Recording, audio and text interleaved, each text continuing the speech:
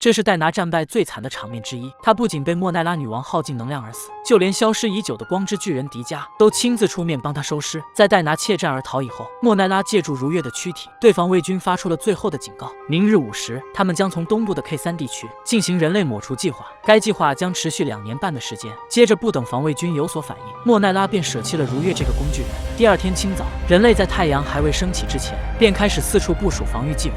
飞鸟看着四处避难的人群，胆怯的内心充满了愧疚。就在这时，小男孩打断飞鸟性的思绪，并说出了一些鼓励的话语。他拿出手中的迪迦玩偶，表示只要将它带在身边，人类总有一天会变成光。于是，回到基地后的飞鸟开始疯狂收集关于迪迦的资料。可无论怎么搜索它，却只得到了2个答案：带领人类走出黑暗的救世主，无敌的超人。随着调查逐渐深入，他找到了当时原胜利队的队长。尽管过去了很多年，居监会队长的身姿依旧不减当年。在得知飞鸟想要面见迪迦，并寻找打败黑暗的方法以后，他语气放慢缓缓地说道：“自己没有办法让他和迪迦见面，因为早在许多年以前，迪迦为了打败毁灭世界的黑暗支配者，已经从此消失在了世界之中。放眼曾经，迪迦之所以能打败无数入侵者，是他在人们心中种下希望，并绽放出了耀眼的光芒。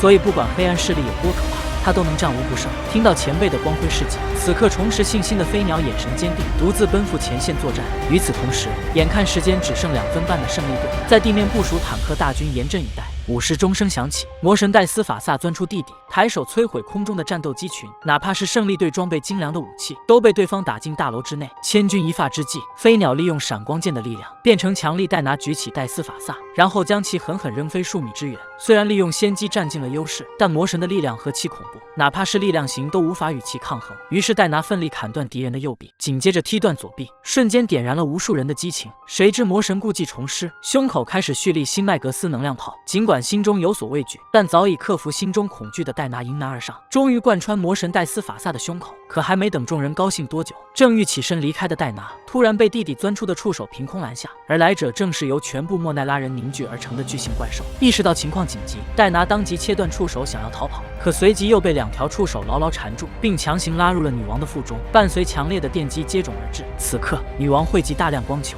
瞬间摧毁周围的城市。在这万分危机的时刻，一架熟悉的战机来到了战场，它正是前胜利队队长居监会。队员们见此情景备受鼓舞，他们选择从地面作战，以空中陆地双面夹击，可却无法对女王造成任何伤势。就在这时，戴拿在强烈电流的打击下，原地丧失了最后一丝光芒。防空洞内的避难人员见此情景，纷纷陷入了绝望。他们怎么也没有想到，曾经为世界带来希望的光之巨人，竟然也有被打败的那一刻。就在所有人都选择原地摆烂之时，小男孩打破了原寂静。他告诉众人，自己化为光芒的哥哥就和迪迦打败过邪恶的怪兽，真正的战斗还未开始，人类又怎能轻易放弃？这番鼓励人心的话语逐渐唤醒了绝望中的人们。接着，众人重新绽放心中的希望，将光芒传递给锈迹斑斑的迪迦。他秉承人们强烈的信念，再度闪耀起了赤眼的光辉。只见迪迦摆好战斗架势，迅速上前替弟弟收尸，是摧毁莫奈拉女王腹部的大王。